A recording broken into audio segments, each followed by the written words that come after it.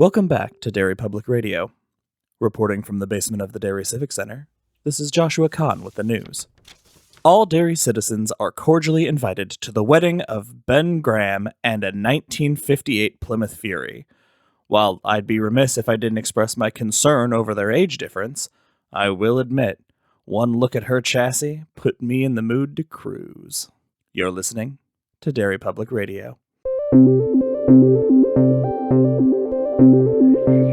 This is Derry Public Radio.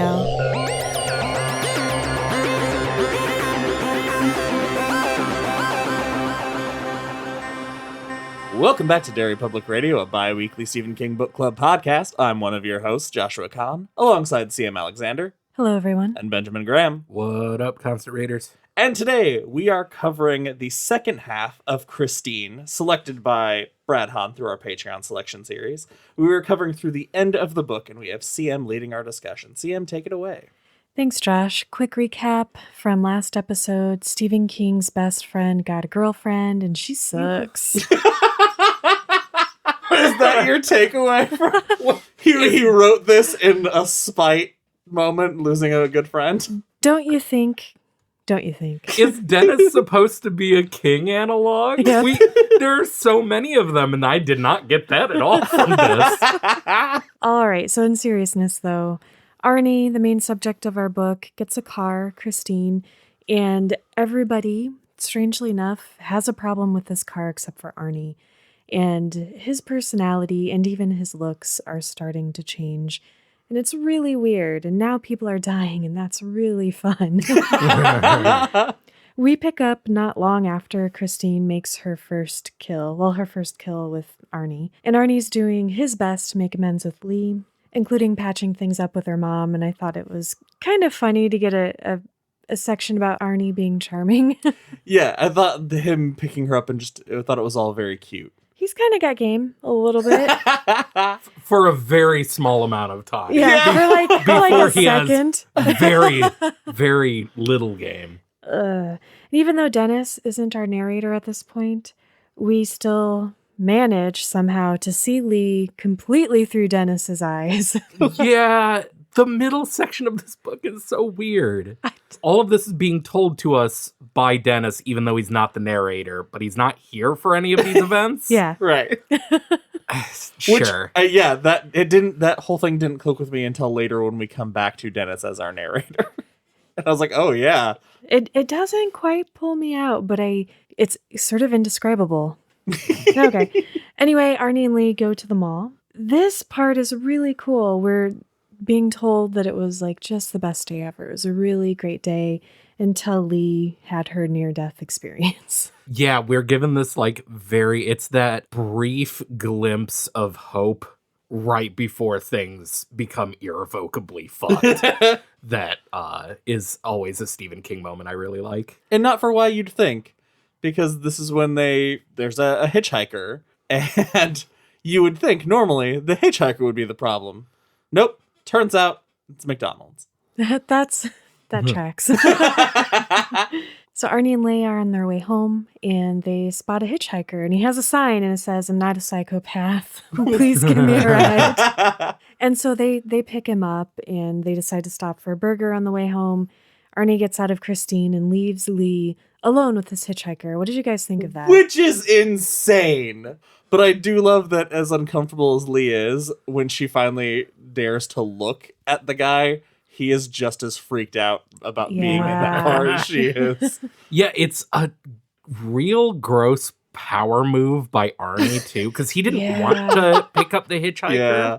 And so as leaving her in the car with him is like hey, you wanted this, fuck you. It's very aggressive. Yeah, it sucks. Yeah, this is... it's really hard to like Arnie after this at all. So they drop off the hitchhiker. They're about to get going again when Lee, who's still eating her burger, starts to choke. And this is happening right as the door is closing. And we get this cool scene where she's thinking, Arnie's not going to hear me choking because of the sound of the wind, and the door is masking everything. And she starts to die. That manic freak out is so intense. She thinks she's hallucinating and sees green eyes appearing on the dashboard for a minute. When Arnie finally notices, he just starts like hitting her on the back. No, he doesn't though. What does he do first? He starts to go to hit her on the back, and then all of a sudden he has a pain in his back. Oh, that's right. He never touches Lee. He never helps her at all. Which is very, and I don't, because I've read this before, I don't know if you guys like noticed that really, but from this point on, anytime he goes to make a decision that might change the course of his fate, he gets this sudden stabbing pain in his back. Like something is exerting its influence over him in that situation.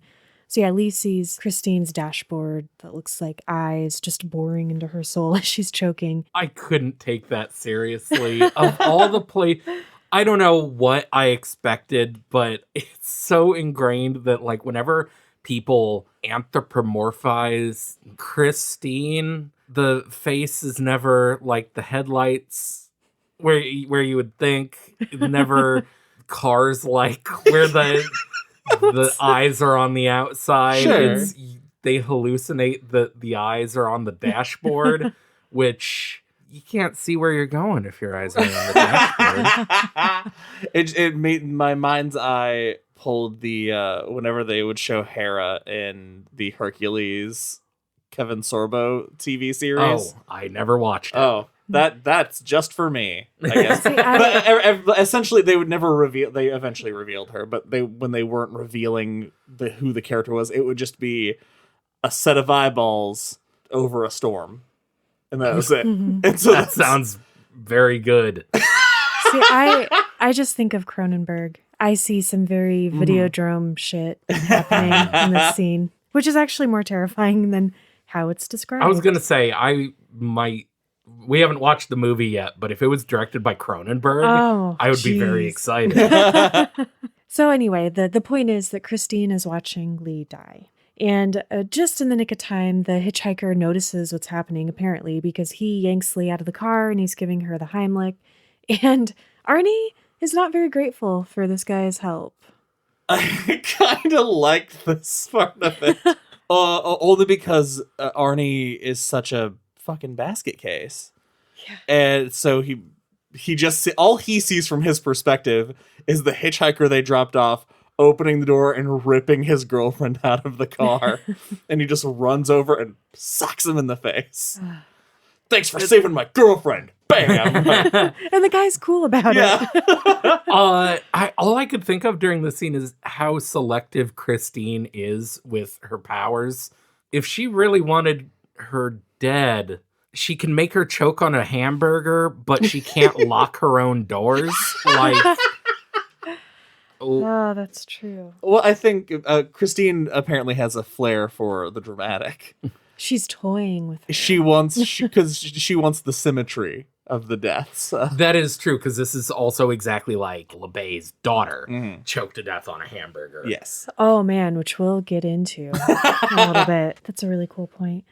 I really enjoy the next chapter. I think it is exciting and awesome. We are with Buddy and some of his friends, and they're cruising late at night, and there's, snow everywhere. It's like driving conditions aren't necessarily great. And the roads are kind of slick, and they're all drunk. And all of a sudden, Buddy notices something in his rearview mirror. Hands down the best chapter in the book. Yes. Yeah. I like that they point out that Buddy seems to have aged rapidly in the time since he's been expelled. Like, he's been living rough. I feel weird about this, but this chapter, I was rooting for Buddy. It's hard. It's hard not to. It's weird because I was expecting Buddy to be like the secondary antagonist of the book, the Ace Merrill in Needful Things. He's not the main bad guy, but he's also a threat. And then this chapter happens and you're like, oh, okay, never mind. Yeah, so he notices some headlights in the rearview mirror and he's trying to lose the car behind him. He's doing kind of reckless driving moves. I don't know what you call this. Stunts? There we go. Yeah, he's stunting the fuck out of this public park.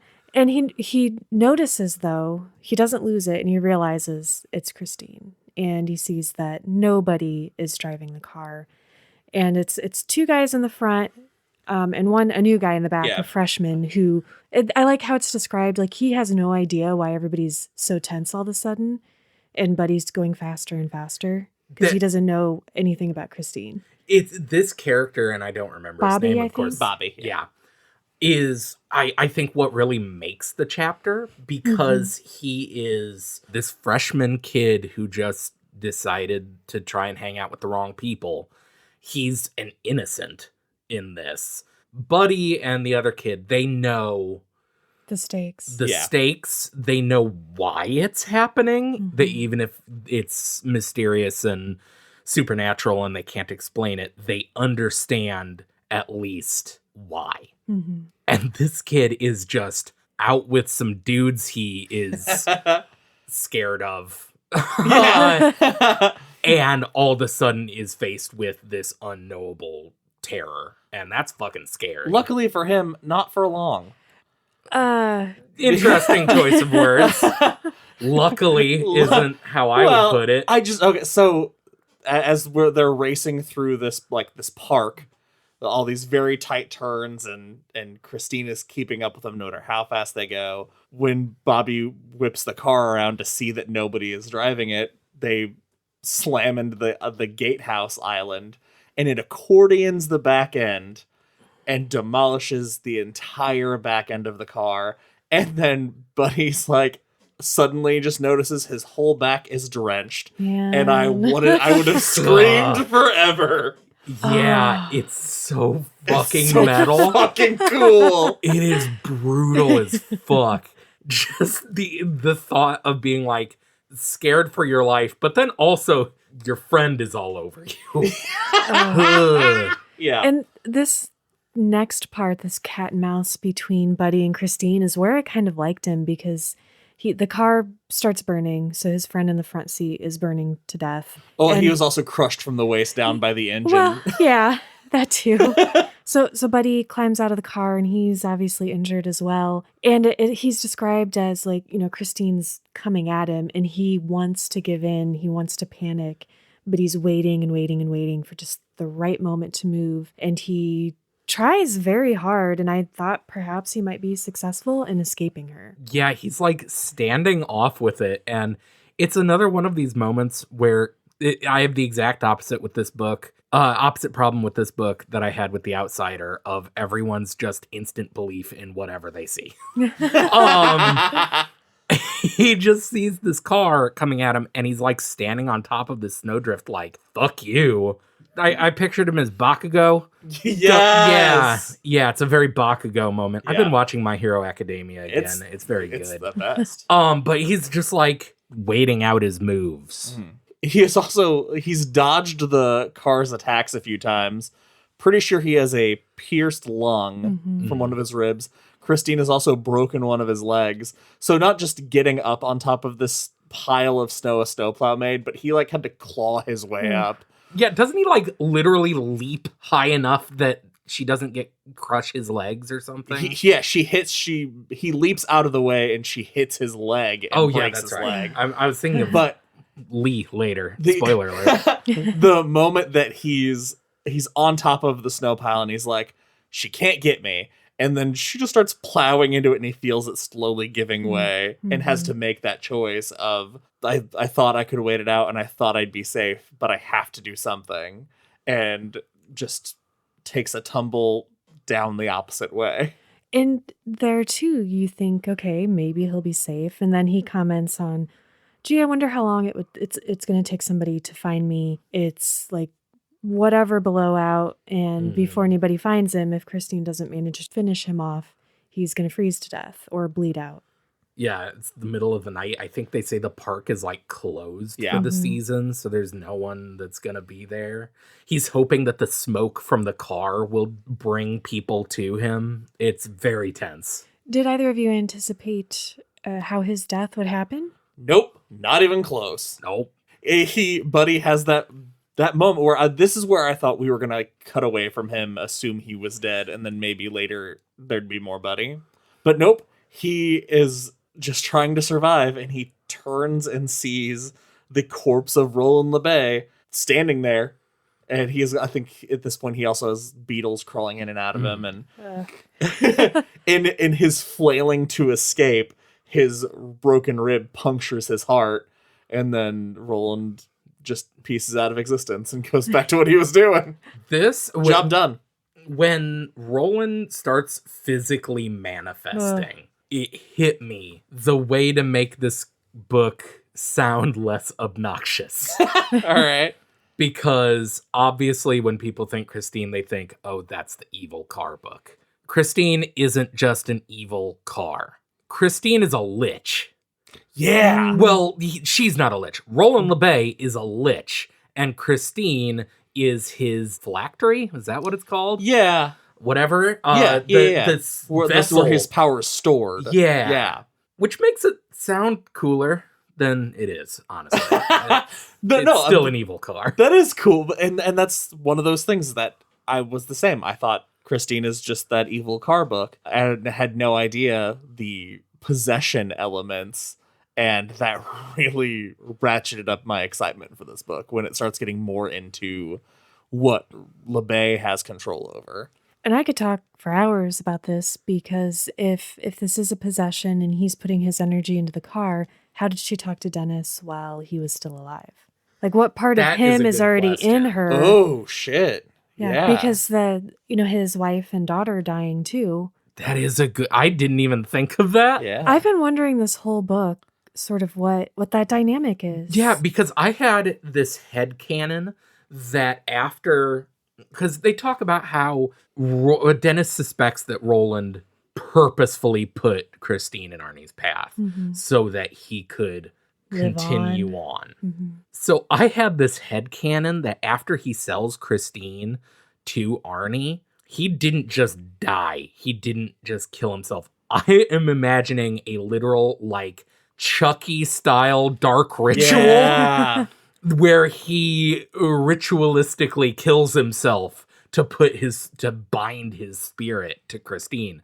But yeah, that doesn't explain the weird stuff that happened before his death. Well, we know the car had power to it while he was still alive when he was using it, because it killed his family. Mm-hmm. So it has, I'm assuming if we follow this thread, it would be Christine hadn't done anything for a while because the power was running out, because Roland's power was running out in his life. And so maybe the instinct to get the car out there perhaps might have been influenced by Christine, feeling that connection coming close to death, searching for a new person to latch onto. Christine is a symbiont, and LeBay was a Trill. Yeah, for sure. Really? I have no idea. That one's lost on me. What is this? Star Trek. Trill. They're the hosts for this symbiont that lives on generation to generation. Like, they can live hundreds of years. You have these two elements that have their own power, and you bring them together, and they're a different sort of thing. And then that can carry through to the next host. So that is a way for the story to make sense, for Christine to have something to her before LeBay dies. So it's a sort of symbiotic relationship. They just happen to get lucky and find each other. Yeah. It's a love story, you guys. That it is. Okay, well, we, speaking of love, oh boy. We're back at Darnell's garage. Will's there. He's ruminating on the whole Arnie thing. And this is all while Buddy and his pals are being brutalized by Christine. And it's here we find out through Darnell that Arnie is conveniently out of town while all of this is happening. He's at a chess tournament for school, hundreds of miles away. I thought that Darnell, this chapter really highlighted for me how thoughtful and just deliberate in his thinking he is, despite being a dumb criminal. Yeah, he's not a good dude, but he's also not a terrible dude. He's very observant and suspicious. And once again, his first logical leap is he sees the car driving itself and he's just like, I can use this for my own needs. Instead of being like, what the hell? He's just like, this is fine. This is just fine. Like everyone, they're just like, that's a bad car. He's an opportunist, I guess. That's true. He's gonna just make everything work in his favor? That's what I would have done. You have to be a hell of an opportunist to be like, ghost car. Ben, I think that Josh wants another apprenticeship. Anyway, I thought it was cool. Here, Darnell lays out the whole timeline, making note of when Arnie bought the car in August. And now he knows that car used to belong to LeBay, who also worked on Christine in the same garage. And in late August, the whole Buddy Arnie fight happened, and Darnell started giving Arnie more work and kicked Buddy out. September is when Arnie fudges the inspection so he can take Lee on their first date to the football game. He also makes note that no one in the garage has seen Arnie do really anything of note to Christine. And I thought this was really cool the way this was laid out. It's another thing that's like, and no one was like, that's weird.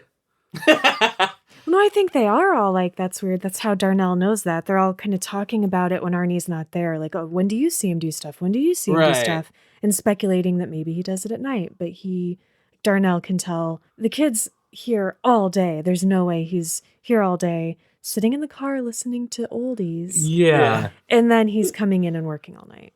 Replacing the fucking antenna. That's all he's fucking done. Windshield wipers. Yeah. I felt like in the first half of this book, I was like, well, Arnie his parents are so down on his liking cars, but like mechanic, that's a good job. Right. You'll Everybody always needs have a mechanic work. in the family. They make good money. Yeah. Like it's a good job. But yeah, once you reach this point, you're like, oh, Arnie doesn't actually know dick about cars. You take your car to Arnie's garage and he just sits in it and listens to oldies for a while. And he's like, I'm pretty sure it's fixed. Oh, no. What he'll actually do, which is some foreshadowing here that I completely missed the first time I read this, Darnell makes note that Arnie just drives Christine around the junkyard at night at like 5 miles per hour. Just cruising and cruising and cruising. And letting the odometer run backwards. Mm-hmm. So he doesn't come right out and say what's happening, but I think he pretty strongly suspects. Yeah.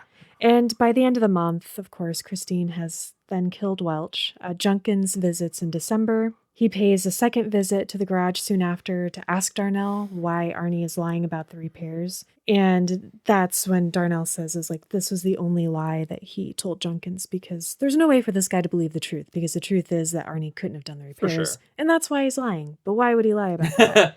Let's talk about what Darnell decides to do next. I thought that was pretty crafty, his plan that he put into place, and he kind of had all his ducks in a row.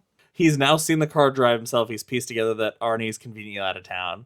He decides, I'm going to call. I know he's at this chess tournament. I'm going to call. And you know what? He's not going to be there. Then I'll know that he's doing something. I don't know what he's doing, but he's doing something. And sure enough, he calls. Arnie comes down and they talk on the phone for a while.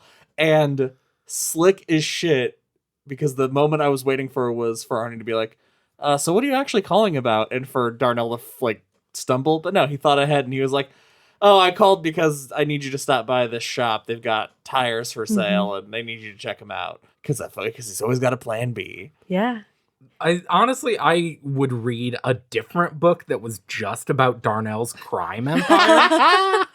He is an interesting character. Absolutely. He is. And then he masturbates. Yeah. What? Important to know. Yeah, right? He's masturbating. Yes. Okay, thank you.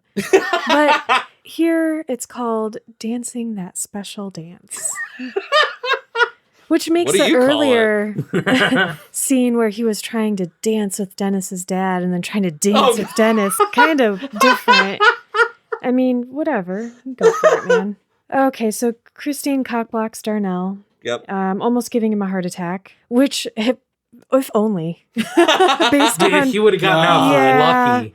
So anyway, he goes to check her out, and there are no keys in the ignition. So super spooky. He should have just ran at that point. Yeah, that's who is like, this will play out in my favor. We are back with Arnie, and I feel like there might be a few moments from this point on with other people where maybe Arnie could have been saved. Like, everybody's so tired of his personality changes that when he does make those little sort of motions for help, people aren't as interested. And I kept asking myself here, if their responses had been different, would it have actually mattered? No, I don't think so. You don't think so? It's hard to say because, I mean, it's that thing where half of me is like, well, you can only help someone if they want to help themselves. And Arnie, like, multiple times, like, I could just walk away. But no, I can't. But also, that's just addict behavior. So, like, yeah, if someone had been more adamant, had been there, maybe, yeah. I would kind of see him accepting that help more if, like you said, addict Yeah. behavior. When this happens, he blames them. Like, well, if only they had, like his chess teacher, he quits the chess team. And the guy's like, okay, whatever you want. And he's disappointed. And he thinks, well, maybe if he would have argued with me, I would have stayed. So it's just placing blame on other people. But that's also him telling himself he has any agency here. Yeah. If his chess teacher had tried to get him to stay, how long do you think LeBay would have stood for that? Yeah, he would have been about to say okay, and then he would have felt something digging into his back again. And we see at the end how desperately Roland wants to hold on to him. So we all agree Arnie's fucked and it's not his fault. Yeah, he's well at this point for sure. I feel like months ago, like when this first started, sure. Yeah. But by this point, I believe we're in like the last 2 to 3 weeks of this story, because everything in this middle section has kind of filled between when Dennis broke his whole body and Christmas when he gets out. What did you guys think of the scene between him and his dad after he's been cruising around in Christine and he stops for pizza? And this is kind of where he makes those successive phone calls, like trying all the people he thinks could help him. And he calls Michael first. My note about this is that Arnie throws a wild fit in public because his dad and Lee wouldn't give him his way. Yeah, kind of. It felt like him throwing a tantrum. It reminded me that he's a teenage boy. Yeah, absolutely. Sure. And I kind of felt bad for him all over again. Haven't we all been there? Like you purposefully do something stupid and then you want somebody to give you an exact response and they don't. You're like, but. And through this conversation with Michael, we find out that Junkins is still snooping and he stopped by the Cunninghams' home to talk to Arnie's parents about Buddy and his friends dying. And his dad does actually try one more time to, he asks him, and I want to talk about this before the end too.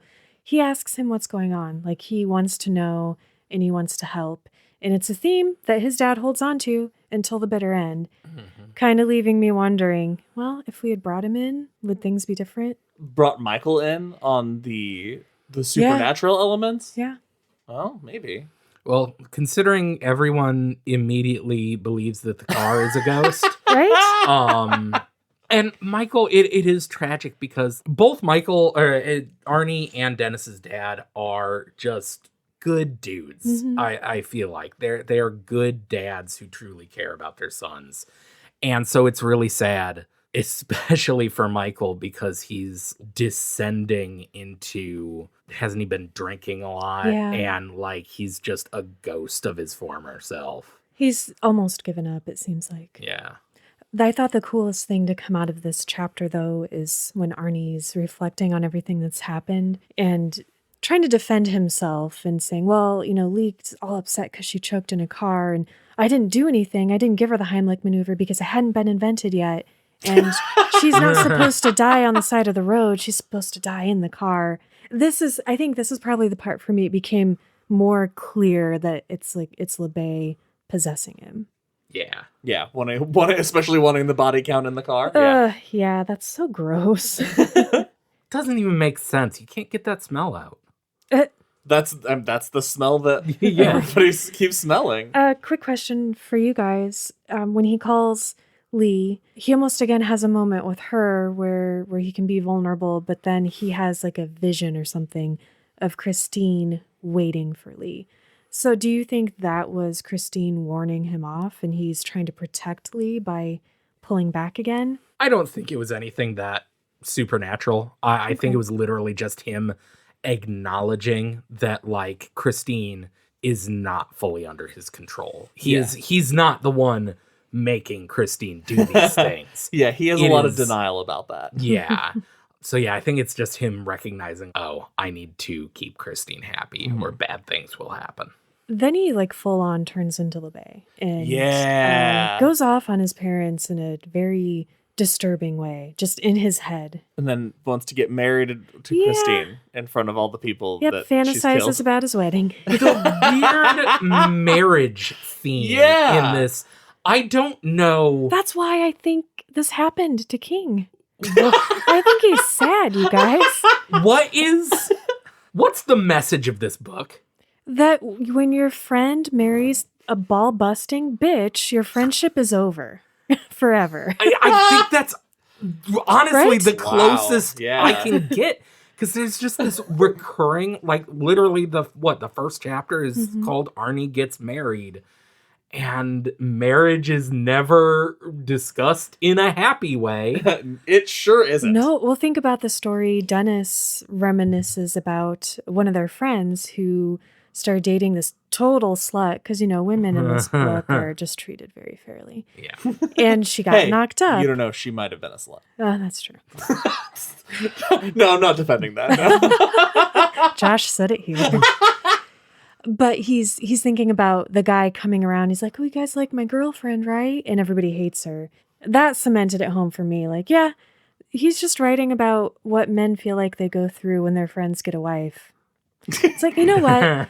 If he wasn't getting something out of the relationship, he wouldn't be with her. Yeah, but that's not necessarily a good thing 100% of the time. Just saying, don't put all the blame on the woman. The guy made the choice to be in the relationship. He just needs to fucking grow up there. That's so aggressive. I'm real pissed. Hey, everyone has their part to play. Anyway. Oh, my note was, then he dances, and his dance is marrying Christine. Oh. Dance is going to be the new Recess. Oh, okay. You guys were talking about this last episode. You were wondering how Arnie hurt his back. Here we find out. Thoughts? Yeah. I was very excited about this. So we find out that after hearing Darnell talk about him driving the car around at 5 miles an hour, we find out that after the incident at the airport, when he got Christine towed to Darnell's, he got her out back and was just pushing her through the junkyard. Just pushing her through so the odometer would go back. And suddenly, he's pushing Christine and the tires start to inflate, so it gets easier to push her. And yeah, that's fucking great. It's a very cool visual. A great visual of what insanity would look like. Imagining Arnie just like blank-faced pushing this dead car around. Yeah. Kind of creepy. Is that what happened to LeBay's back? Who knows? Probably. It makes me 'Cause wonder. when he bought it, it was new. Yeah, but if something happened, like if it's never talks about you know what, him though? getting into an accident or anything. No, but... I think he got hurt in the war, and that's just part of. And this is Arnie becoming. Oh shit. Okay, so this is creepy. Him just being so dedicated that he would physically harm himself to push her through the parking lot. But what if she was his wife and she was sick, dying of cancer or something? I guess I just think when something like that's happening, you feel like if only your will to make this thing better was enough. And I feel like this is his will to make it better. Like in any normal circumstance, you couldn't just fix a problem like that. I definitely understand the metaphor you're trying to make. But now imagine your wife had cancer and also ran down a bunch of kids in the road. Was it a brain tumor? Because is that why she ran a bunch of kids over? No, just jealousy. Oh. Jealousy and vengeance. She was a mean lady. Well, thanks for supporting my metaphor. Yeah. Anyway, Arnie. I feel like we did. I don't feel supported at all.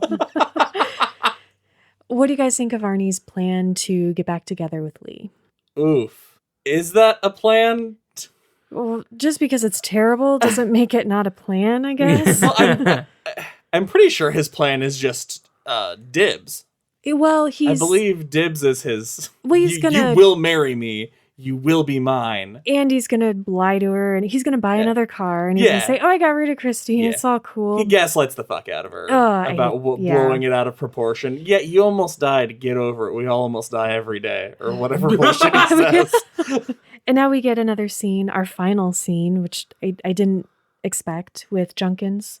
He pays Arnie a third visit, and he gets a little more aggressive. This ended up meaning way more than I thought it would mean with Junkins. So we find out that they, because Christine brutalized those corpses so badly, that there were pieces of paint that stayed on the body. And while Christine regenerated, and so there's no paint missing, the fact that it's the exact shade match is just another nail in the coffin as far as Junkins is concerned. And when he can't get anything directly from here, he decides to up his game and try to take down a cross-country fireworks and drug ring. Yeah, the sting operation is pretty cool. Yeah. I love the plan. I love that Junkins, like all of the other organizations, the what is it, the firearm, drugs, and alcohol, are all like, obviously we're going after Darnell. He's the target. That makes sense. Yeah. And Junkins is like, nah, it's the car. It's the car where I'm spending an exorbitant amount of taxpayer time and money, but it's definitely this ghost car. I'm going to put so much pressure on this kid. You're going to know. His instincts are right. Yeah, they are. And that's the kind of the frustrating thing. Yeah. Is that he's right, but he has no way to connect these dots. There's no way to solve a crime committed by a ghost car. It's the perfect crime. So Arnie gets busted and he gets arrested, and I felt, again, really bad for his parents. When we're with Michael, when he gets the call and he hangs up the phone and he's thinking about how he's going to be sad and he's going to go downstairs to his wife to tell her that Arnie's been arrested. And rather than giving and receiving comfort and helping each other through this, she's just going to go immediately into problem-solving mode. And it was just a very lonely moment. I thought it was very effective. But that's very Regina. Yeah. It's a very real family dynamic that the Cunninghams have. Not a good one, not a healthy one, but it feels very real. But it did make me want Regina in my corner if shit went down. Hell yeah. Because she's making phone calls. She's getting lawyers that aren't even in the state she's in to go down and handle things. And it's pretty boss. She's bullying lawyers yes. too, which I respect. Any chance you can bully a lawyer, I'm on board. Let's talk about our last surviving greaser, Don Vandenberg. And I have a question for you guys. This is going to seem inappropriate if our listeners haven't read the book. Good. How are your father's fuck books? Well, just like Don, I keep them in a drawer at work for the slow times. I having a slow night, just pick out one of my father's fuck books, as they are called. Gross. It's what? This conversation has derailed me so much already that I almost forgot. I was just going to move on to the next thing. Okay, so anyway, Don is doing something at work I don't think anybody should do, which is masturbate.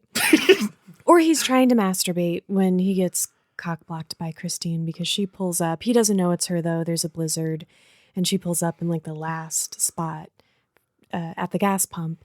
And so he goes out there, and this actually turns into a really cool scene, even though the setup was not so great. It's so tense because you're in this dummy's head, and he's just so distracted, not expecting anything. And even as he's walking out to the pump, he sees the car, and he can tell that it's really big and old. But because it's dark and snowing, he can't tell the color of the car. He doesn't know what's about to happen. Yeah, he walks up and sees not only a corpse is driving the car, but Buddy's in the back drinking some good old-fashioned Texas Driver. and he tries to make a break for it, but Christine chases him down and runs him down. And that's our last greaser. Died with a boner. Not really. Oh, yeah. There's still Sandy, the guy that let Christine, or let all of the guys in at the parking garage. And he's fled town. Wisely. Some might say. Very wisely. Let's just go right into Darnell, because this scene is all the death scenes in this book are really awesome. Yeah, we're going to skip the needless, 3 or 4 pages about how the town's set up. Yeah. Ben, how would you quickly break them down as to what section there's a poor town, there's a not poor town. It takes 4 pages. Nailed it. It's very, was it Revival? That had a weird... Oh, no, it's Tommyknocker. Was it both? I think it's both. It's kind of a king trope of it is 3/4 of the way through this book. Let's take a second to explain the geography. Just put a map at the front. Right? That's all we need. I love a book with a map at the front. You give me a map, I'm all in. So Will is hanging out at home. After the cops have come down on him, and he's thinking about how he's going to handle everything, and that if he has to, Arnie's fully expendable, and he'll move on. And then he's going to go to bed, and he hears a honk. Very threatening honk. Which is very funny. I think of honks as startling, but the honks are not a threatening noise. No, even the word honk. It's about the length of the honk. Yeah. Guess. I think the more, because if you just imagine he's sitting there and just The longer it is, the more aggression. Yeah. Yeah. And he goes to the big picture window in his living room, and Christine's out there. And he's like, fuck you, I'm in a house. Which I would totally be that way too. I believe we said earlier, why aren't these people running inside? Yeah. We're about to find out. Yeah. And the question becomes, why didn't he run upstairs earlier? He has a second floor. Earlier being the really strong point here. Yes. Because he just stands there and watches Christine, because the whole blizzard, it's hard for Christine to get up to the house because there's a snowbank, but she just keeps plowing into it. And he's like, stupid car. Oh, wait, it's getting pretty close. And runs for the stairs as Christine plows through the window. He runs upstairs, drops his inhaler. Which I don't know if you guys thought that was what was going to kill. 100%. Because we've had so much of this book setting up that he's an asthmatic with bad lungs, that I thought, oh, how great, and maybe not ironic isn't the right word, but how ironic would it be for him to be chased down by this car and then die of an asthma attack? Right. Yeah. We thought it was delicious foreshadowing, but it was bland foreshadowing. It was not foreshadowing at all, I think is what it was. Because he stands at the top of his stairs and has a heart attack and falls back down the stairs, where Christine just runs over him a couple times, but leaves before the floor can break, which really just would have solved everything. Trapping a car in the basement seems like the way to go. Yeah. Now we're at part 3, Teenage Death Songs. Interesting title for this section, because immediately we go into Lee and Dennis.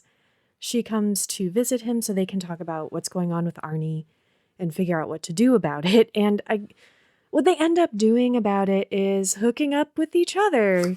Dennis does the old 1, 2, 3 kiss. You know that works, right? Yeah, the classic 1, 2, 3 kiss. Yeah. I feel bad at this point because... you don't mooch on your best bud's girl or guy, whatever. But at this point, it's is Arnie's not Arnie anymore, right? It's kind of like he's dead. Yeah, if the problem here is we as the audience pretty much know that. These characters, I don't know if they know that he has changed and it's bad, but it's not until coming up here very soon that they realize the stakes. It's not great, but honestly, I think it's on their part justified. Yeah. Because, I mean, Lee has broken up with Arnie at this point. She has said it is over. And it's not great to, move in on your best friend's ex. But, like, it was an abusive relationship. And, like, Dennis and Arnie are obviously moving apart. And, like, it's just a thing that happens. It sucks. And it's not going to make anything better. But I think they're justified in this case. I agree. And I just like the way that it develops and it's written because it's not so black and white. Yeah. The important thing to come out of this, though, is not that they start making out. It's that Dennis brings Lee up to speed on Christine's dark history, including the parallels to her near-death experience. He shows her the signatures on the cast, and they start doing some investigative work.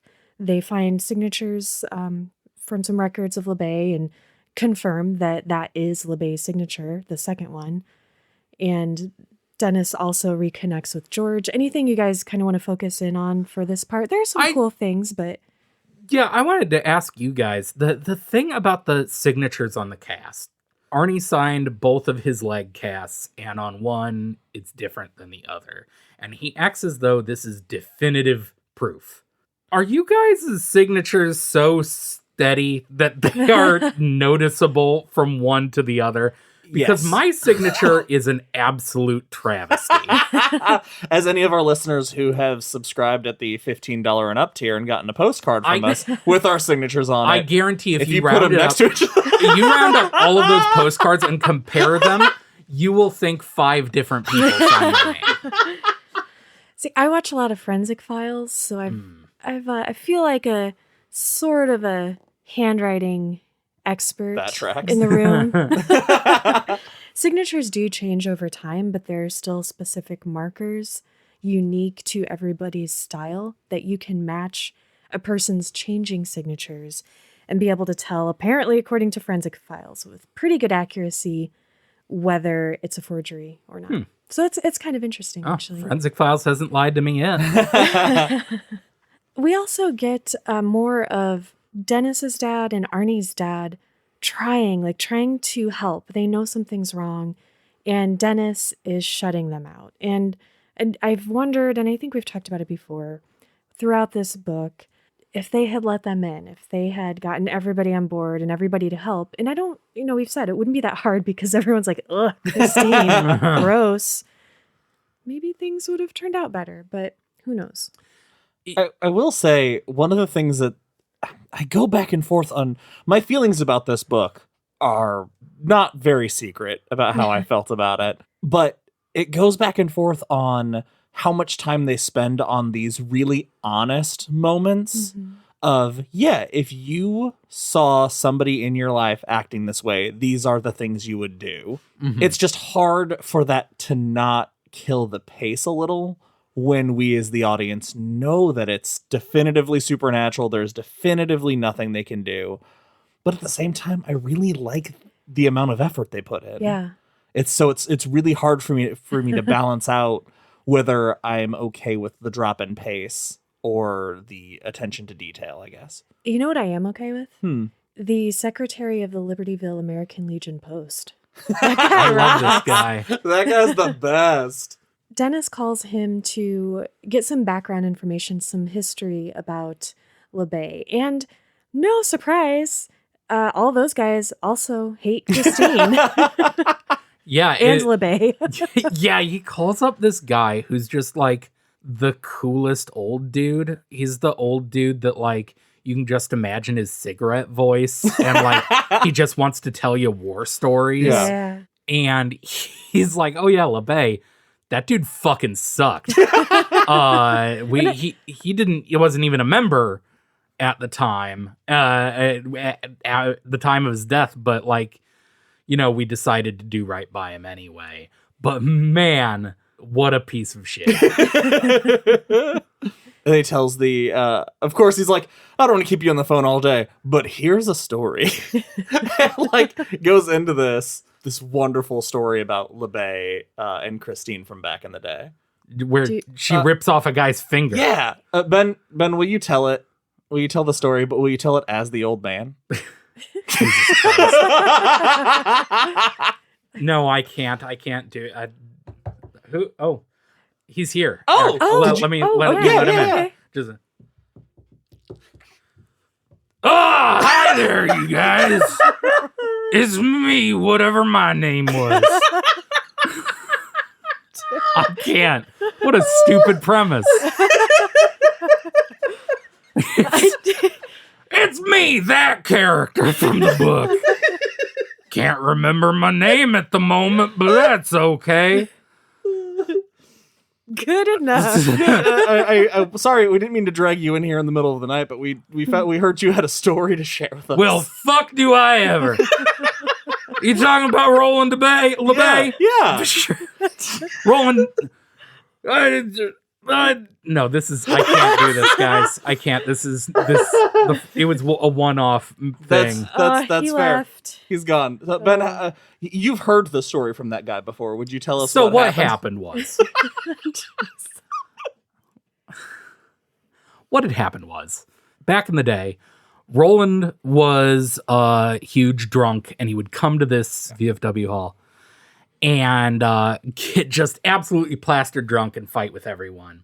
And this one day, everyone's playing cards, and he's ranting and raving about something. He says, "Fuck all you guys, I'm going home." And as he's going out, all of the guys gathered around are like, let's go fuck with LeBay. And they sneak outside, and they crouch down behind Christine, which you already know is a bad fucking sign. And they play a really fun trick? ? It would be fun. Is this a in prank? another book? Oh yeah. Well, for sure. They wait for LeBay to get into the car, start her up, and then they grab the bumper and lift the car up off its back wheels. And apparently it's a back wheel drive. Yeah, rear wheel drive. Back wheel drive. They sound like me. I'm not a car boy. Whatever. They're greasers, Ben. Yeah. And King loves car boys. Heard it here first. And they lift the car up onto its two wheels, expecting the wheels to spin out in midair and ha, I guess. I hardly see how this is a prank, but when Dennis hears it, he's like, "Oh yeah, we've done that." I'm like, what? Anyway, instead of that happening, Christine's front wheels engage, which they talk about is completely impossible. Yep. There's no way to convert this Plymouth Fury into a four-wheel drive. But it happens, and the car tears off, Roland laughing all the way, and all of the skin on their fingers just like goes. What's the thing called? Degloving? Yeah. Oh, no, don't say that. Yeah. Don't say that word. Yes. Yeah. And one of the guys has a wedding ring, and that finger is just ripped off. And I want to know, did Christine eat it? No, because she doesn't eat people, but it's definitely a ghost finger in the car. Like, we have the greasers and then on the seat beside them. Single finger sitting popped up in the window. Yeah. We don't know it doesn't eat because when it runs over the first kid, Moochie, all of its blood seeps into the hood of the car. See, I thought that was just a protection thing, like hiding the evidence. But maybe Well, it's gotta go sustenance. somewhere. Yeah. All right. Yeah. That's her fuel, blood. Oh, Christine's so cool. New Year's Eve comes, and Dennis decides that he has got to see Arnie. And his mom, Arnie's mom, begs Dennis to talk to him about college because he doesn't want to go. He hasn't applied for anything. And Dennis is like, okay, yeah, I'll try the friendship thing one more time. I can sum this up, I think, really succinctly. Dennis is hanging out with LeBay in an Arnie suit. Yep. 100%. It is, I think I use this word a lot, but it is unnerving. Yeah. It's not scary. It's not. It's sad. It's sad, and it's because Arnie is just like pounding beers, and it is not affecting him at all. as though he had been drinking for decades instead of like this year, because he's never been a big drinker, right? Yeah. And Dennis drops a reference to the motor pool, which is what LeBay worked in when he was in the army, and makes a joke about it. And Arnie's like, haha, yeah. And that's the moment where he's like, oh, Arnie gone. The other important thing to come out of this before their very spooky ride home is that Dennis cannot hide his relationship with Lee, but fortunately for him, LeBay is too arrogant to notice. Well, is this the part where Arnie LeBay is like, oh, Lee, don't worry about it. Like, when we get back to school, we're going to get back together. Yeah, he's like, I am going to date her, and I'm going her. to apply to whatever colleges she wants to go to. And not like, we're going to make this work. Like, I am going to make her be with me. And it's just really, really gross and bad. Yeah, she doesn't realize I own her yet. Yeah. Is essentially the tone. Yeah. So let's talk about their ride home, because this is spectacular. Earlier, I said that the scene of Buddy's death was the best scene in the book, and that was a lie. Because this is the best scene in the book. If this had been a short story and this was the only thing, it would be in one of my favorite King short story, like top 5 list of favorite King short stories. It's that good. So after their New Year's Eve hangouts, Arnie is going to drive Dennis home. They get in Christine. And the first thing he notices is that Christine feels like flesh when he touches her, which is the first just real unnerving thing about this drive home. Very 1408. Yeah. Yeah. But they don't necessarily drive straight home. They drive through time. Yeah. As they go back towards Dennis's house, Dennis suddenly notices that everything outside looks different. He looks over and the driver keeps switching between dead LeBay and Arnie. LeBay's wife, daughter, Buddy, Richie, like everybody is appearing in the back seats at different intervals. Like every time he looks, the streets look different. There are businesses that have been closed forever that have Happy New Year and whatever the year over it. And there's people out there partying, and the green eyes appear on the dashboard and just look at Dennis. The way it is written is so disjointed and dreamlike, which is, I've been on record in this podcast that King writes dreams the best. Dream sequences are my favorite. And it is so, he says, like, I don't know how long it took, how long I was in that car. It could have been 5 minutes to my house. We could have been in there for hours. I do not know, because he was so terrified to his very soul that it just washed over him, and it's so fucking scary.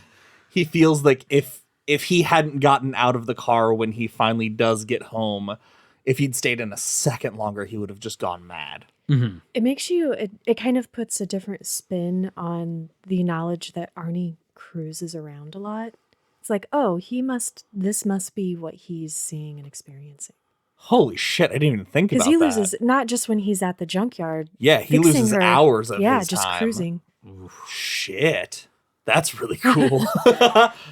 So this crazy experience prompts Dennis to give George LeBay a call again. That's LeBay's brother.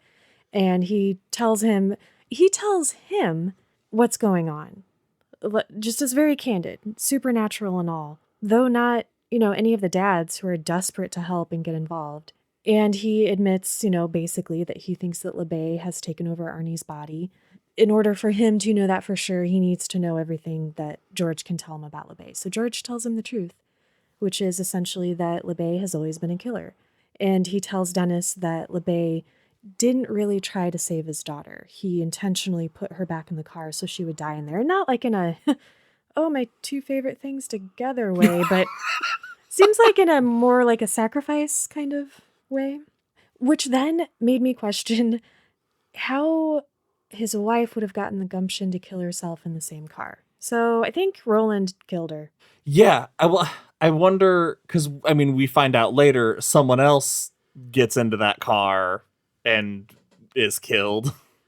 I wonder if maybe though his wife had a similar, maybe she was going to get in the car and fucking drive it into a lake or something, but Christine never gave her the chance. I don't know, though. I still think LeBay put her in there and made her stay in there, or like knocked her out or drugged her and killed her. That's possible. So Dennis and Lee get busted because they're not really being very careful. They're making out in the parking lot of a KFC. It's a sexy KFC God bust. Damn, the dumbest thing. This is a great, brings you back to remember that our main characters are in high school. They're like, we are in lethal danger. Let's go make out in the front of a KFC. Well, the danger adds the spice, and then you got to get the spicy chicken. The 13 secret herbs and spices. Yeah. So, of course, Arnie also wants some sexy KFC. And it is finger looking good. Jesus Christ. No. The reason for this scene is so that... Is that anything? I'm just going to power through. The reason for this scene is so that we know that Dennis can mostly drive. He still has pain and he's still healing, but he can drive again. And they're talking about blowing up the car. Like, they have all these sort of cartoonish ideas. Another great way of showing that they are teenagers. Absolutely. That they're like, okay, we have to destroy this car. We have to. And Dennis's first thought, he's like, dynamite. We'll blow it up with dynamite. Like Bugs Bunny. I really wanted you guys to act out this scene as Dennis and Lee, but like what you would do, what your plans would be. But I think we'll just skip that for now since we already had a guest on the show. Yeah, and Josh and I got all our making out before the show. That's true, yeah. Well, you had that 1 kiss, 2 kiss, 3 kiss. Yeah. The deal. The kiss we usually end the show with. Ben and I did it at the top of the show. So they both kind of like come to their senses and they just look up and Arnie is standing in front of the truck or the Jeep, whatever Dennis drives, staring at them. So he understandably flips out after he's laid out for Dennis his like really solid plan to make Lee his. And Lee has Dennis told her basically for her own safety, like just play along. Like don't completely rebuff him, just kind of try to keep your distance. But don't ignore him completely because I think that would put you in danger. And he almost runs Dennis over. Arnie's anger is also justified for a moment. For sure. And then he takes it to the extreme. Yeah, but then he immediately, very stupidly, Dennis tries to get out of the car. Yeah, that was ridiculous. Which I guess makes sense because like the further Arnie is away from Christine, the less power she has over him. So he tries to get him away from the car, but he still can't walk good. So Arnie just gets in Christine and immediately tries to crush him in between their two cars. Right in broad daylight and in front of witnesses, which is insane. So anyway, this puts everything into motion, basically. Like they really have to put a plan in place now because Arnie knows about them and Dennis realizes that he's going to make a move soon. Yeah, it becomes a ticking clock of the second Arnie gets out of town because he has to give himself an alibi. But the second they know he's out of town, Christine's coming after them. And this is where Dennis begs Arnie's dad to let him know if Arnie goes out of town. And he's like, won't you tell me what's going on? And he's like, I can't. I just need you to promise me you'll do this. So he agrees. And then they have an actual plan that might work. Dennis confronts Arnie shortly after that in the parking lot at school. They have this showdown where Dennis is like, hey, man, you told Lee that she could go fuck herself. So what do you expect? And really kind of gives it to him. And I thought that scene was pretty good. It was very tense and kind of sad because it's this friendship falling apart. And you can see Arnie almost being Arnie again, like trying to break through. And he just can't. He's in the saddest way possible. He's on what we call the lauder ledge. That very border of maybe could turn, but doesn't. It's about time we got to a little pushy between Arnie and Dennis, for sure.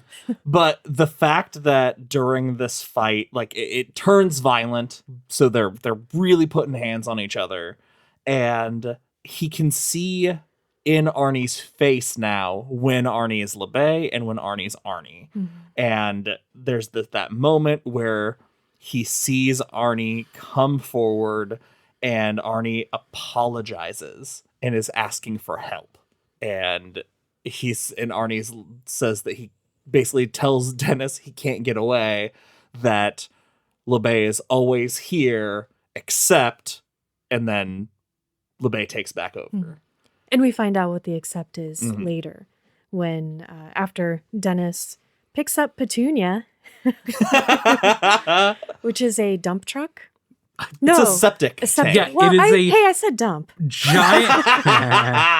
Giant pink septic truck. Yeah. And the plan is okay, except Dennis still has this leg that is healing, so that's going to cause some problems. Is the plan okay? Well, the plan is dumb, right? Is it? No, I don't think so.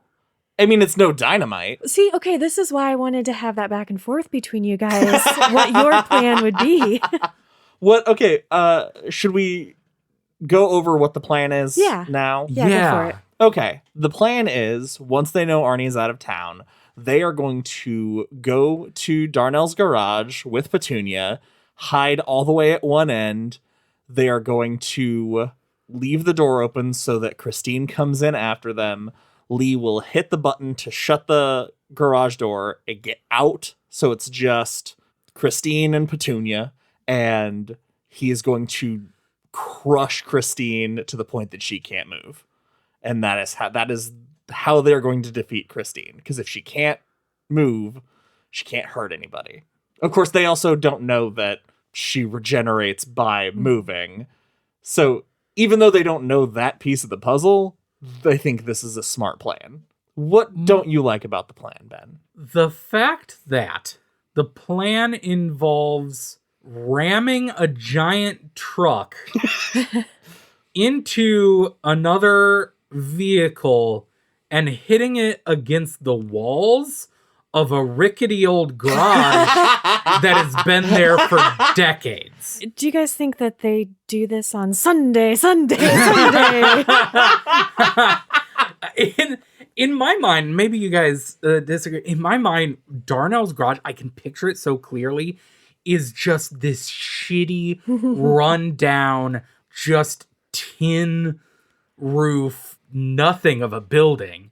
I can't imagine that it is sturdy enough to withhold multiple rammings from a fucking 16-ton truck. I don't picture Darnell's garage like that because it's his base of operations. I picture it as something fairly sturdy, and it's been around for a very long time because that's where Christine was originally when she was owned by LeBay. And so I think it's probably a solid building. See, I imagined it like a cement building because it's large enough for all, like, they don't say exactly how many stalls there are to this building, but there are a ton of stalls. True. There's a ton of equipment mounted on the walls going everywhere, and it's the front of the massive junkyard that's in the back. So maybe it's the junkyard aspect that had me thinking. For whatever reason, I imagined it as just this shitty, like, tar paper shack that people park their park their cars in. All right, let's talk about the final showdown. They put their plan into action because Arnie goes out of town. He goes with his mom to visit colleges, and she is over the moon with delight that he is finally interested again. Also super sad because we know that he's not really. Mm-hmm. And so Dennis and Lee make their way to Darnell's and set things up. After talking to Michael and saying, all right, if you see Christine, stay away. As a matter of fact, go over to Lee's family's house because their house is like, it's brick. But just trust me, get everybody, go to that house. Don't be outside after dark. I promise we'll explain everything once this is all over, but just do this. Oh, He doesn't. he doesn't do it. sure doesn't. Tries, we can assume. Yeah. So what happens next is one of my favorite things that King does, which is giving the hero a debilitating injury before the finale. I don't know why I don't know why it surprises me literally every single time, but every time it happens, I love it because they get to the garage and the door is frozen shut. So Lee's been trying to get it. Dennis has to climb out and help her pry it open. And when it finally comes loose, he falls back and he falls onto his busted leg. Mm-hmm. I cringed so hard. Yeah. I couldn't handle it. And then he has to have her search around for something he can use to drive. And she can only find a mop. So he uses a mop handle to push in the clutch so he can drive. You guys ever driven with a mop handle? It ain't pretty. I can't say that I have. Me neither. So Christine gets the drop on them. She surprises them because they kind of lose track of time. They're teenagers again. It's because Dennis had drugged out sex and loses consciousness for a while. It's a good way to die, I guess. Well, I love that he also isn't sure if they had sex. Like, he's not 100% sure if they did. He kind of like is in that weird state again, like the ride home on New Year's. Yeah, because he's popping painkillers because his leg's killing him. When Christine shows up, this is when we find out that Michael did not do the plan or could not do the plan because they see him in Christine and it looks like the death mimics LeBay's wife's death. That killed me. I hated that. Yeah. I was so sad. I did not remember that and I did not see it coming. It gets worse. Yeah. Oh, yeah. Well, first of all, there's a moment where when Christine first shows up, I was 1000% sure Lee was going to die. I kind of thought she might die Because, too. like, he says, like, she jumps out of the car and he's like, I can still see it so clearly. And I'm like, oh, this is leading up to him reliving the death of his first love over and over again. Which would have been cool. I mean, not like cool, but very impactful. But no, she makes it and she runs into Darnell's office. And Christine wheels around and rams the front of the office, launching Michael's body through the windshield, through the glass of the office, and on top of Lee. That's a great shot. That's really gratuitous. It is. Christine is a If Christine showboater. had a fist, she would have fist pumped. I truly hope that is in the movie because in the book, it's kind of like, oh my Lord. Yeah. But seeing it actually play out has to look hysterical. I knew you were going to say that you would laugh at that. How could it not? How could you not? Just like It'd be funny Michael's if it body wasn't so horrifying. Supermaning through through I don't two consider windows. when you're dead and you fly through two windows as Supermaning. Well, I imagine his arms are out. Is what I mean. Let's wrap up the finale. Basically, Lee manages to get up into the car. The Petunia, not into Christine. Petunia. In the Petunia. In the Petunia. And they proceed to ram the hell out of Christine. Mm-hmm. There's a great back and forth of like Christine trying to get away and regenerating and them coming back. And LeBay's wife like standing in front of them like, you have to run ghost wife down. And Dennis is like, yeah, I'll do it. And Dennis can't use his leg anymore, so he has to operate the clutch and Lee has to operate the gas. So they're just hunched over the steering wheel together, slamming into Christine to the point where she finally stops moving and Dennis blacks out from pain. Mm-hmm. He wakes up and he is in the hospital. And so Lee is too. She got injured pretty badly, but they're both okay. His doctor's like, dude, you are lucky you will ever walk again. Stop whatever you're doing. And there's also a detective there. And this is when we find out that Junkins also died. A death we did not see. What do you guys think about that? I was really sad that Junkins died. It was. And that he got ran off the road? Yeah, he got run off the road.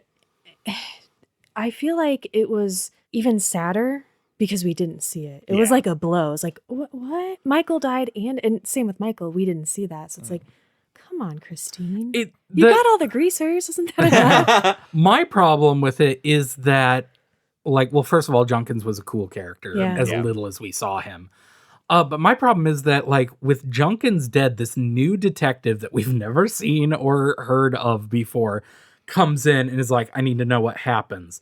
And Dennis is like, you won't fucking believe me. And he's like, yes, I'll believe anything. And then does. See, I love that. I don't have a problem with it at all. I thought it was so cool because it's so inexplicable that he would be like, I will believe you. But he knows that Junkins would never have been run off the road like that because he was a really great driver and blah, blah, blah. And so he had talked to him about the case. And he knew something was different about this. I don't know. Unless this dude had been fucking Mulder, like, I have a hard time believing any cop's going to be like, don't worry, tell me your craziest story. I believe you. I also don't think it was as flippant as that. I believe it was more a sincere thing to, like, make sure he opened up. And even if he wasn't prepared to believe him, just be like, I will believe whatever you tell me. You can trust me. Or like tell me everything. I believe you believe what you're saying, and I'm gonna listen to you, and I'm not gonna make judgments. He's like, yup, that's the only explanation. We also find out that Arnie and his mom are dead.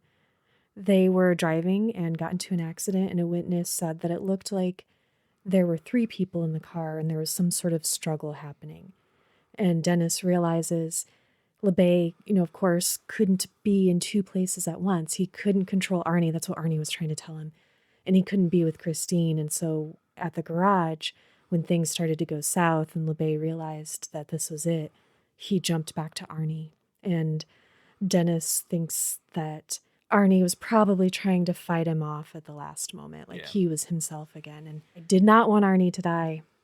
Yeah, but it was really the only way. There was no way that this book was ending without Arnie dying. I know.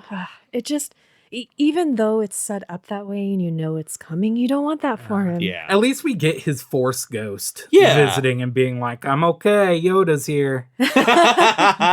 He winks through his broken glasses. Yeah. So then we have an epilogue here. We're with Dennis now, 4 years later, and he and Lee dated for a while, but of course, like, when you go through something like that with someone, maybe it's hard to keep that same relationship. I'm so happy they did not end up together. Yeah. Because that feels so honest. And they talk about, they laying next to each other and they just see the haunting terror in the other's eyes because seeing each other reminds them. Yeah. It's the Beaumonts. Yeah. Yeah. Absolutely. The same reason the Beaumonts broke up. One final question for you guys before we get to our ratings, because this is the end of the book. Dennis mentions that they do keep in touch, he and Lee, throughout the years, and she moves on too, and I think has kids and has a husband. And he sends her a postcard one day and writes on it something a little bit cryptic, like, hey, how are you doing with everything? And she writes back, huh? Like, yeah. He's like, how are you handling all of it? And she says, all of what? Do you guys think that this is a similar situation, what we've seen King do before? Certain characters do not, kind of like an adult it thing, they don't remember what happened? Or do you think she's just closed the door on that? I'm not even going to acknowledge it. Yeah, I didn't take it as a magic amnesia. I think it was just literally her being like, I can't think about this. Mm-hmm. Chock full of denial. Yes. It's just, we don't talk about it. How are you? Yeah. We also find out that the Mercer had Christine run through the crusher. So she's... And while carrying the block, another police officer got cut so bad he needed stitches and said it bit him. Yeah. Which leads to our cliffhanger for Pt.2. Oh, no. That Dennis sees somehow sees a news clipping from halfway across the country that a guy named Sanford Galton is run over in the street in a hit and run, and Christine's coming for him. The end? Question mark. I would be afraid of every hit and run article I saw. Forever. Yeah, I'd be like, are there more Christines? Is she back? Once something like that happens, everything's up for grabs. For sure. Let's rate this. Who wants to go first? I'll go first. Oh man, now I can't argue you into giving it a higher rating. Man, I really like some of this book. The pace kind of crushes it a couple times. The thing I was most surprised by was the amount of possession stuff that I was not expecting. Completely took me by surprise. And when we read older books like this, there are very few things that take me by surprise where it regards the main plot. So that was really cool, and all that possession stuff was really cool. But I just think the bouncing back and forth with the narrators was kind of weird. Now that we ended back with Dennis, the structure kind of throws me, and the pacing's a little off. But the things that I love, I really love. So I'm going to give Christine a rock solid 3 out of 5 blue chambray shirts. There are a few cool bits in this book. The cool bits that are good are really good. That said, sorry. I hate this fucking book. I don't know that it is entirely the book's fault. It's just my history. This is the third time I've tried to read the book. The first time I've successfully finished the book, and it will be the last time that I read this book. It's just the pacing, the characters are not. Dennis is nothing. Dennis is a nothing of a character. Lee is an object. She doesn't get much to do. I have a hard time expressing exactly why I hate it as much as I do. But it has a few cool death scenes, so I will give it a generous 2 out of 5 blue chambray shirts. You guys are nuts. This book is way better than some of the books we've covered that we've given lower ratings, in my opinion. It's reminiscent for me of Carrie in some ways. Maybe it's the greaser aspect. I'm not sure. It just kind of, it has like that Carrie feeling, but maybe like a Carrie 2.0. Because that was the first book King wrote. So maybe he, was recycling some things. And I think he did a great job. I think that the book is well written. The pace, the parts that you guys found slow didn't bother me at all. I think that King always has those elements in most of his books. He can go on about just whatever. And he does it all the time in every book. And I don't think he does it any better or worse in Christine than he does it in anything else we've read. And so I thoroughly enjoyed all of it. I thought it was a fun story. I agree the Lee thing sucks. I'm going to have to give it a solid 5 out of 5 blue chambray shirts. That's it for this episode of Derry Public Radio. As always, thank you for listening. Join us for our next episode where we will be watching the movie Christine. For Benjamin Graham and C.M. Alexander, I'm Joshua Kahn reminding you, in a very real sense, there was no supernatural, no abnormal. What happened, happened. And that was the end.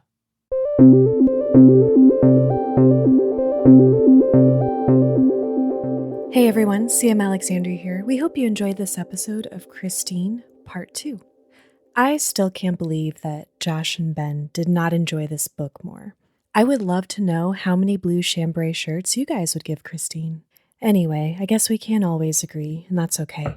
Oh, just a second, someone's here. Hello? Hey, CM. It's Ben. I just want to say that, I should have given it more blue chambray shirts. I agree, Ben, although I'm not sure why you have an accent all of a sudden. Me neither. Anyway, I'm gonna give it 4 out of 5 blue chambray shirts. That sounds more reasonable, right? Yeah, Ben, thank you. I'm glad you came around. Oh, is that Josh behind you? Hey, CM. I'm much louder because I talk really loud and I laugh loud too. Anyway, I also want to... Just a second, listeners. Oh, hey, Josh. Well, this is awkward. Why's that? No reason. Okay, I just wanted to come in real quick because after we finished rating Christine, I thought about it and it just didn't feel right when I said it in the first place, but I couldn't put my finger on it. And I realized that the thing that I was forgetting to talk about, because we really glossed over it, was all like the detective kind of stuff that's in there. And for the sake of discussion, we had to kind of gloss over it. And so I kind of almost forgot about it until after we were done. So factoring all that back in, that stuff that I really enjoyed, I'm amending my rating for the very first time, and I'm going to give Christine 4 out of 5 blue chambray shirts. That is amazing. Thank you, Josh. That's all for now, listeners. Goodbye.